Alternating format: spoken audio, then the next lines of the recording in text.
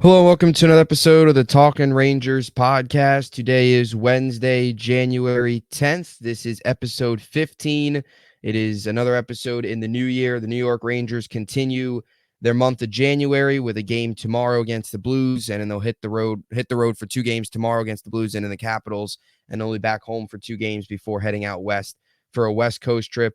Joe, how's it going, man? It's going good, off to a little bit of a rough start for the new year, but still fun to watch. So Yeah, it's kind of like the grind of the season. They're 1-3 in the new year, which isn't great. Their only win coming against Chicago. You had a really entertaining game against the Canadians, which was a tough loss, and then you've had two really tough performances, like just blowout, bad defense all over the place performances against Carolina, where they lost 6-1, and then on Monday against Vancouver, where they lost 6-3. So hopefully this 2-day break kind of wakes them up a little bit because defensively they've been a little lackadaisical. So before we get into that Canadians game and then what happened on Monday and Capo Caco's return and all that good stuff, what are just all your overall impressions with where this team stands? And are you overly worried? Is it just kind of a tough stretch? It's the ebbs and flows of a season. You're not going to win every single game. What are your thoughts as the team sits at 26-11-2 on January 10th? I think that, like, defensively, a little concerning. Goaltending, that's like kind of concerning for me. But again, like you were saying, there's ups and downs of the season, but I think that's something that they kind of gotta fix. But again, they were off to such a good start. But again, I feel like it's kind of hard to judge Igor right now because of how their defensive structure has been bad. I feel like they're getting like caught in bad changes, odd man rushes still, and then again, sometimes Igor's making saves, sometimes he's not. But it's a tough situation to kind of get a read on the team. I think you're going to need about a month of them playing bad, like under 500 Yeah. hockey, where I'll start to get concerned because I think right now they're playing like 500 hockey. So, but I mean, you do want to see from a defensive standpoint and goaltending standpoint an improvement, which we kind of saw a little bit of an improvement prior to the new year and then kind of dipped a little. But I'm still confident in this team, the coaching staff. I'm not worried. I think they're going to make the playoffs, and as long as they get in, you just got to continue just to try to get better defensively. And obviously, you're going to go through some rough stretches, but I think they'll be fine. Yeah, I agree. And I know this is kind of an age-old thing to say because every Rangers fan's been saying it, but they still are first in the Metropolitan. They're still second in the league in wins with 26. Their point percentage is still pretty high. They've got 54 points on the year, so they're still near the top of the league. It's not like they've completely fallen off. It's not like they're on some 6-7 game losing streak. It's been a lot of win-loss, win-loss, win-loss, like you mentioned, where they're just playing a lot of 500 hockey, which isn't the worst case scenario. If this is the lowest it's going to be, then you definitely take that as a Ranger fan. Extended time of under 500 hockey is where it gets concerning, and they'll have some good tests coming up, especially the West Coast road trip where they'll play teams like Vegas, the Kings. They'll get a couple good opportunities there against some good teams later on in the they also get I think the Avalanche too early on in February. So over the next month, they'll get some good opponents and some good opportunities to hopefully go out there and turn things around. But yeah, I think you mentioned it. Like the odd man rushes, it's been bad, and I think Igor too isn't playing up to the same Vezina Igor that we all expect him to play at and where he was at 2 years ago. And I think that's making up for a lot of the defensive mistakes because in games where the Rangers would play so poorly defensively, he would bail them out. And now that he's not playing at that same level, he's not bailing them out anymore. And I think the mistakes we're seeing the mistakes more because the mistakes are actually turning into goals, unlike past year, whereas he would make big saves and cover up for all the defensive miscues. But it just seems like teams are splitting the defense, blowing past us. It feels like sometimes they're just like they've got more speed than us. They've got more aggressiveness. They've got more we're just getting beat. Like, would you agree? Like, what do you see from this defense in terms of how it's the odd man rushes? But do you feel they feel like they're lacking energy a little bit in a way? It's tough to watch. I'll admit. Yeah, I know. I agree. I think like maybe a little like complacent. I feel like maybe they're Yeah. starting to feel at this point of the season because of how well they did early on. But I think that I wouldn't say lazy, but yeah, I pretty much just go complacent. Like they're Yeah, kind of thinking that they're set right now, and I think they're kind of running into like hungrier teams. And I think they kind of you have a target on your back. I think yeah, when you're playing that well at that like part of the season, if you're on top of the league, I think every team comes in regardless of yeah, who they are, trying to beat you, trying to prove something. So I think that is something that is definitely factoring in. But I wouldn't say they're overly aggressive offensively. I feel like that always could be a problem when you're not playing great defensively. Sometimes you're kind of pushing offensively, but yeah, just I think they got to be better. I think Miller's got to be better. I think Fox has to be better. Third pair hasn't been great either defensively. I think Lindgren's been solid. I think Truba's been solid still, but yeah, I think it seems like the third pairing's making some mistakes, getting caught on like changes, getting caught out of position, and then I think Miller is getting caught at the blue line a lot, which is yeah, not a great sign because obviously you don't want him to take those risks just because of if Truba obviously he's not the fastest skater, so if he gets caught, you got Truba back there on odd man rush. I feel like a lot of that's been happening, but and then like you were saying, Igor wasn't really picking them up as he was sometimes last year, and then 2 years ago, obviously he was doing it all yeah, the time. But there's a lot of factors in it. Luckily, for the most part, these guys have been able to stay healthy, and you just got to hope that they continue to get better. I honestly think another reasoning why maybe they're going through a little bit of a lull, aside from the defense, is something that I think is kind of concerning right now. Is like personally, I think they have the best line in the league, a line that's yeah, super streaky that they got to rotate the third guy on.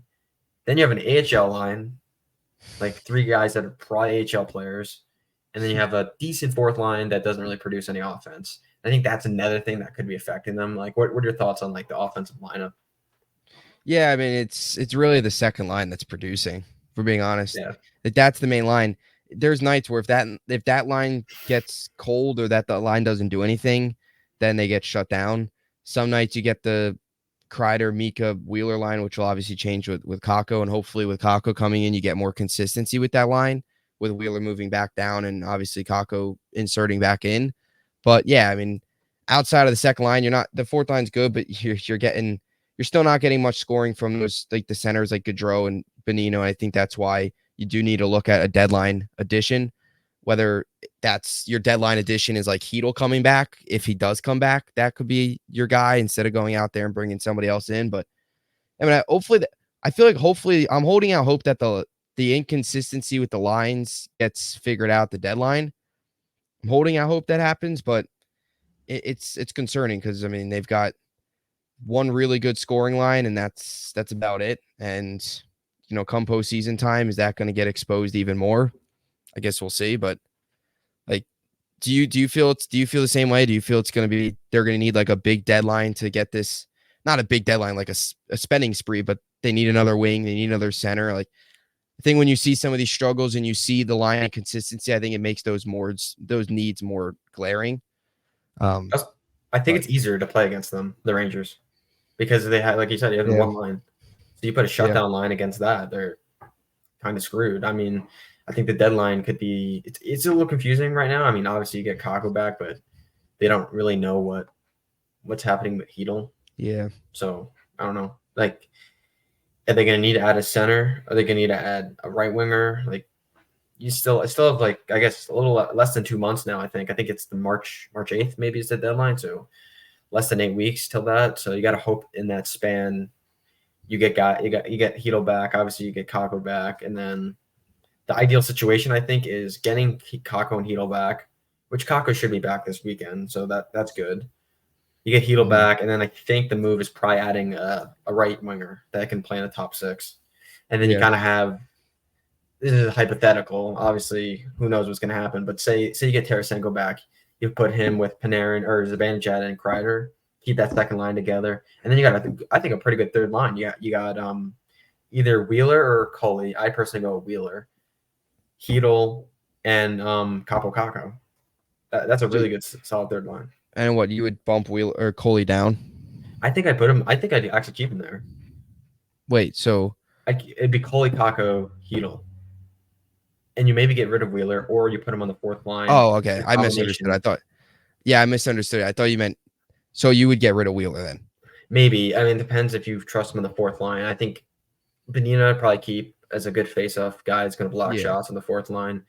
VC is a guy that, again, I trust him to get one of those like gritty, big-time Yeah. goals. Like VC is a guy that I would have, and then Brzezinski is I guess Gaudreau, just because they're paying him so much money and he has got experience. yeah. So maybe Wheeler would be the odd man out. Personally, I think I'd rather have Coley, who's more. He's Oh, I like younger, faster. Yeah. He plays kind of like that kind of style of hockey, and then obviously what this is saying, when you add someone like Tarasenko, so that would demote Kako to third line, which I think is a good role for him. Yeah. So Yeah, I like Cooley. Cooley's been amazing. He's had a very good season, and I think that Canadians game was probably one of no, his he was the best best games as a player. pro. Yeah, he was Yeah, really good in that game. he was phenomenal. His forechecking ability, his physicality, all that for a young player is great. So I would definitely obviously stick with him. But yeah, it's interesting. I mean, how they'll shape out kind of the bottom six after the deadline. I think it's evident that Wheeler really can't. I think He really can't I keep think if up Hedo with. doesn't come back, if Hedo doesn't come back, then I think he will be on the playoff team. Because I think instead of getting like a Tarasenko, they'll go out and get Yeah, a center. So then I think Kako would go up to the first line, and then that Wheeler would be on the third line, and the center that you add will be a third line center. It all depends on what. Like, I think everything is kind of hinging on Hedo. Heedle. Yeah, yeah, I agree. Yeah, because then if you have Heedle, then you don't need another center because then you could just plug him in. Who knows? Maybe if So Hedo comes back, I mean that third line could start. They'll probably score more than the first oh yeah, line because yeah, Hedo creates a lot of offense. yeah. He creates way more offense than Gaudreau. Even Zibanejad, I think, at least Yeah, 5-on-5. yeah. He gets a ton of chances and he's not afraid to go to the net, which is certainly something that would benefit this team, especially down there, down on the bottom six. So, um, yeah, the only thing I think when you look at all these lines, I think all three of them you can make a strong case that they could all see change, come March. But other than the second line, Yeah, the the second second line's line the only stays line the that same. the second, yeah, that's Even the they only are line. kind of like snake bins sometimes. Like I feel like Lafreniere should have like Yeah, five, he should six, probably have more 7 more goals. points. Just like like being unlucky. I feel like sometimes he makes Yeah, a but he good ran it. pass and either Panarin or Trocheck doesn't score, and then like one of the other guys will pass it to like Trocheck will go to Panarin and they'll score. Yeah, I feel like or you get you get the Canadians game where he gets the two great chances and he just runs into a hot goaltender. he had a bunch of great chances. Him Yeah. and Coley had a bunch of chances in that game. A I was bunch, hoping he would score one of those for being in his especially hometown, but overtime. yeah, That would have been sick, definitely. Yeah. especially for him. So, yeah, an interesting spot for the Rangers. Now, you go back and just recap some of the games here from that Montreal game. We already mentioned Cooley played really, really well. Um, the Rangers, I was happy that they came away with the point. I would have liked to see them win, obviously, but the fact that you fell down 3-0, you probably shouldn't win that game anyway. When you fall down 3-0, you hurt yourself too much. You just can't fall in that hole. And I think that's one of the things with this Ranger team is this, even though they got off to that the start, they were the first team to score against the Canucks. They answered right back. And that's one of the biggest things with this Ranger team is they get off to slow starts. I mean, they allow a lot of early goals.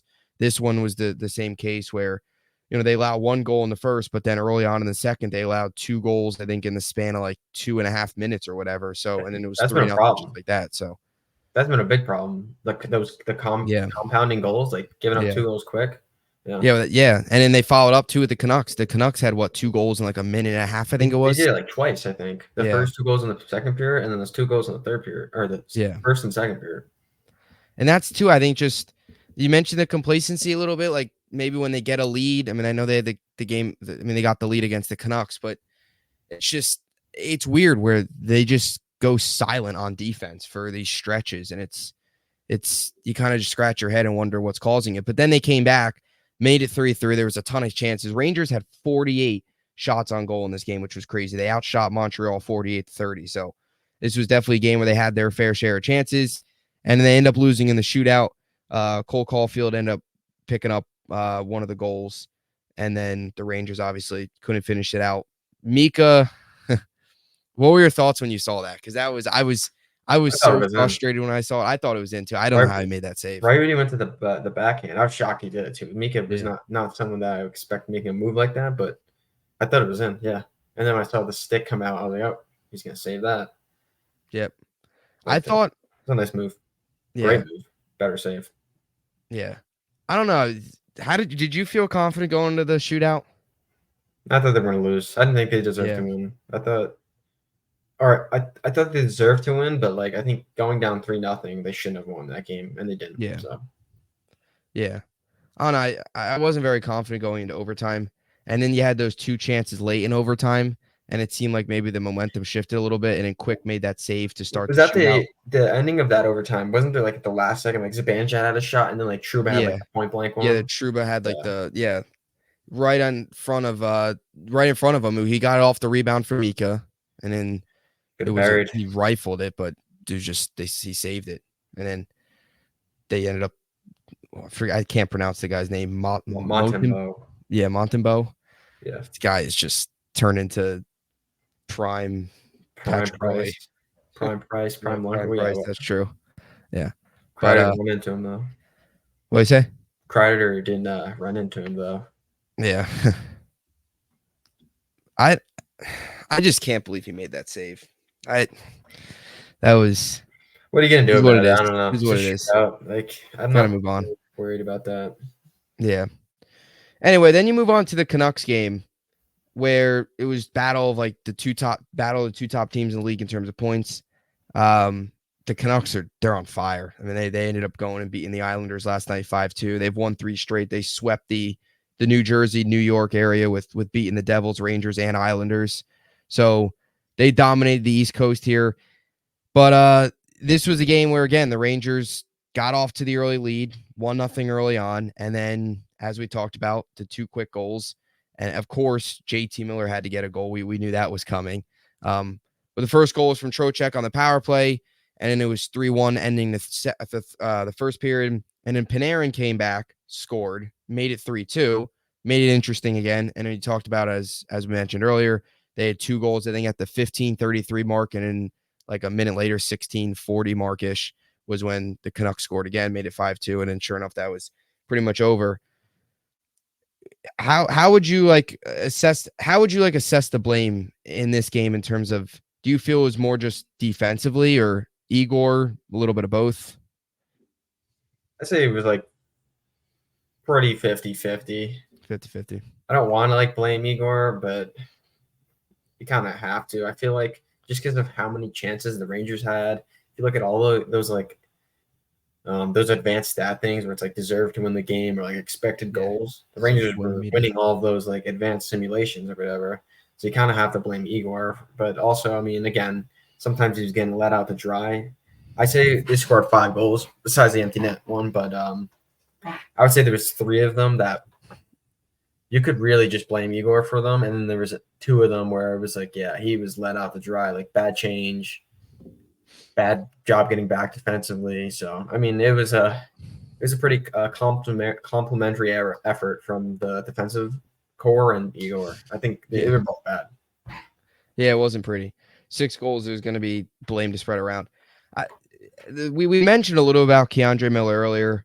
He's got 7 goals, 9 assists on the season. I don't know. He's just like he's still to me needs to find a lot more consistency in his game. I know he's young, but I feel like this year he's kind of taken a step back defensively. Like I don't know, he has some of those questionable turnovers, not great getting back, and he's gotten caught sometimes. I mean, I think it was the Blackhawks game. I think it was he was the one that was it him that got caught up in the line change? I think it was when they sent it all the way up ice and then he was back, but it was a late change and he just got on and he kind of got caught up in it, which wasn't his fault.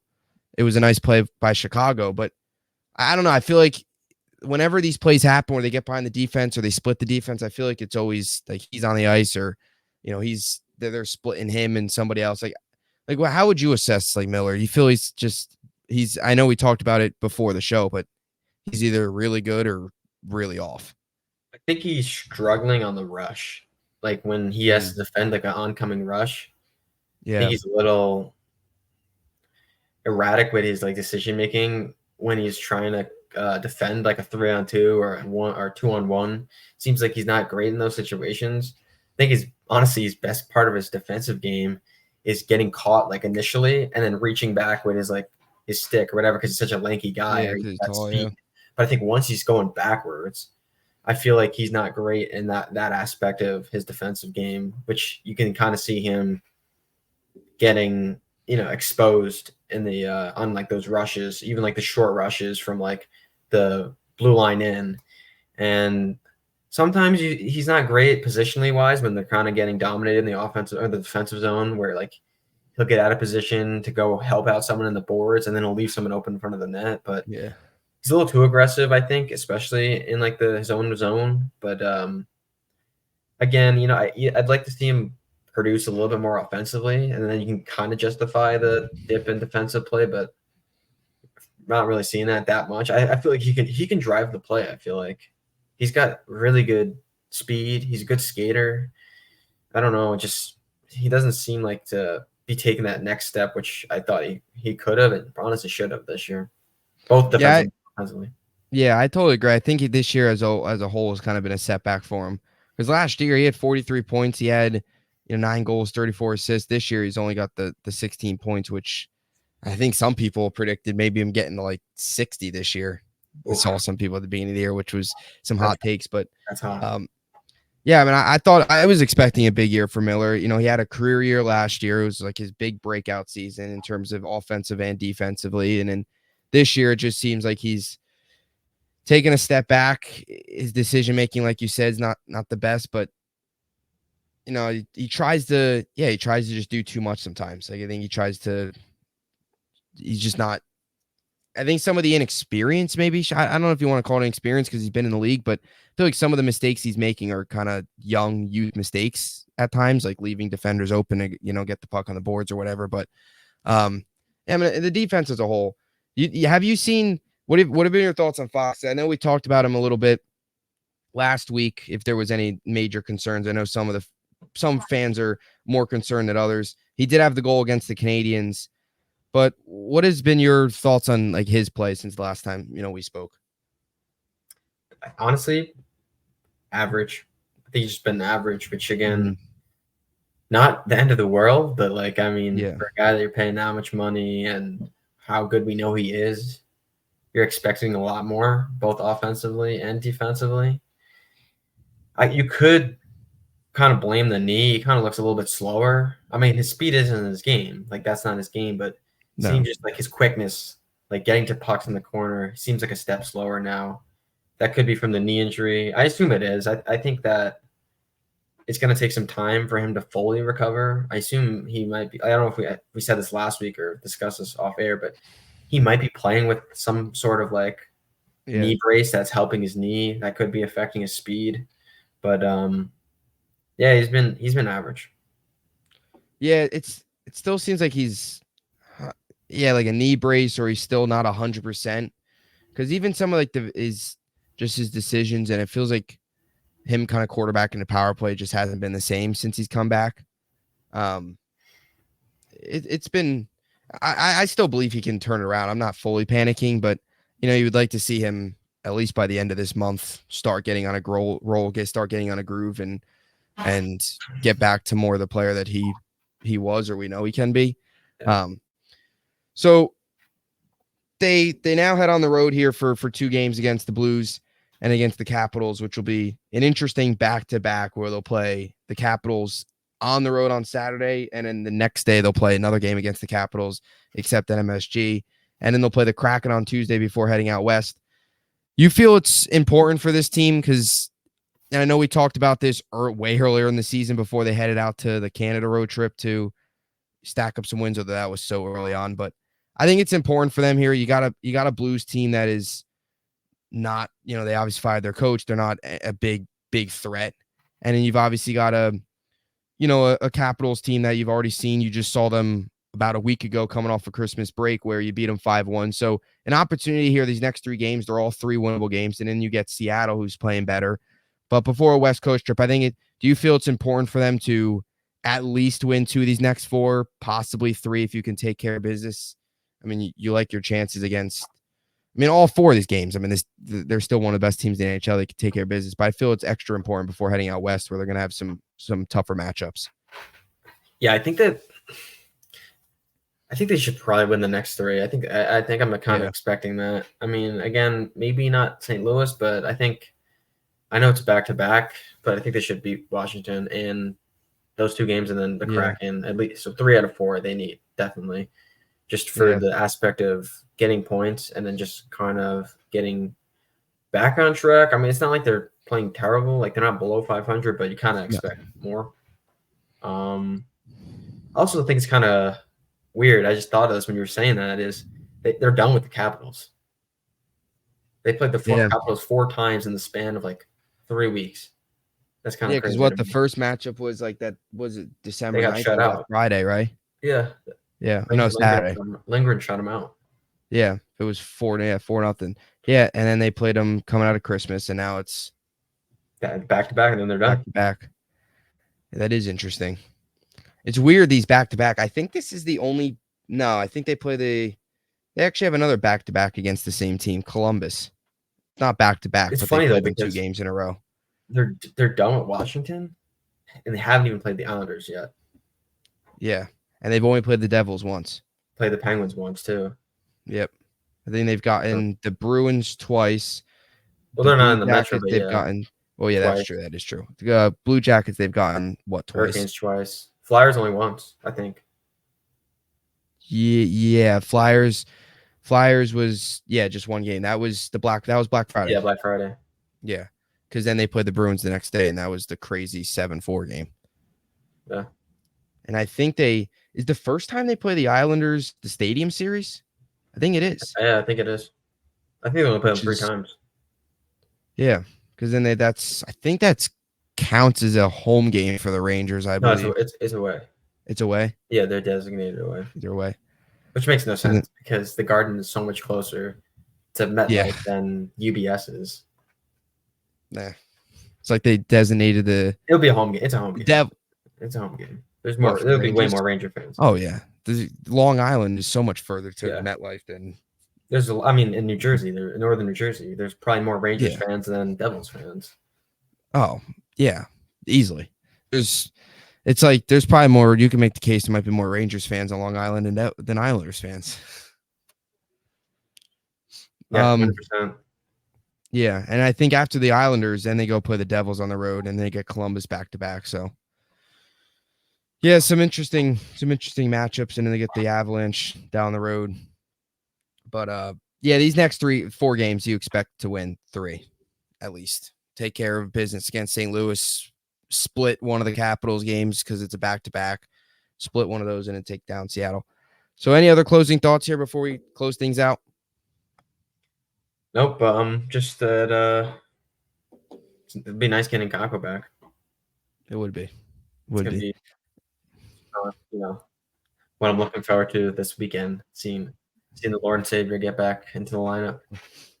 What are your expectations for just him in general? Yeah, like you think he comes out like on fire and he just starts lighting up the league? He might come off to a slow start. I don't want to be like pessimistic, but I think he's going to come a little slow. But he's going to get a hat trick he's going to get a hat trick in the second half of the season. He's going to get a hat. Yeah, it's his year. Maybe it'll be the Stadium Series game. It's the year of Kakko's. 2024. That is true. He's getting a playoff. I don't know. He's scoring a playoff overtime goal. That's playoff playoff overtime. Mm-hmm. Yep, definitely 100%. I feel like he's gonna come out hot, but I don't know. I feel like he's just gonna do not first couple weeks it's gonna be slow probably. Or he could just dominate. I mean, I don't really know. I'm just expecting a little bit of a slow start, but I hope things from Kakko. Big second half from Kakko. Yeah, maybe point a game. Maybe those are 40 points this year. 40 points. When's his first goal? Is it going to be scored in the next 4 games? Oh, he's playing one in against Washington. It's Washington. A nice garbage goal. Like a dirty goal in front of the net. Kakko. We need him. We need him to. I mean, as long as he's better than Blake Wheeler, right? Which is not that hard. It So can't be, it's not that hard. If he's not, that's a problem. yeah, maybe we should throw him back on IR if he is. And Yeah. Promote Wheeler again. Put Wheeler back up. Um, yeah, so that'll do it. Remember to vote Himmy, Fishbowl, VZ, right? get VC into the All-Star game. Damn Get right. VZ. Get VZ into the All-Star game. And yeah, that'll do it for an episode of the Talking Rangers podcast. We'll be back next time. Until then, please like and subscribe, and we'll see you next time. Thanks for watching.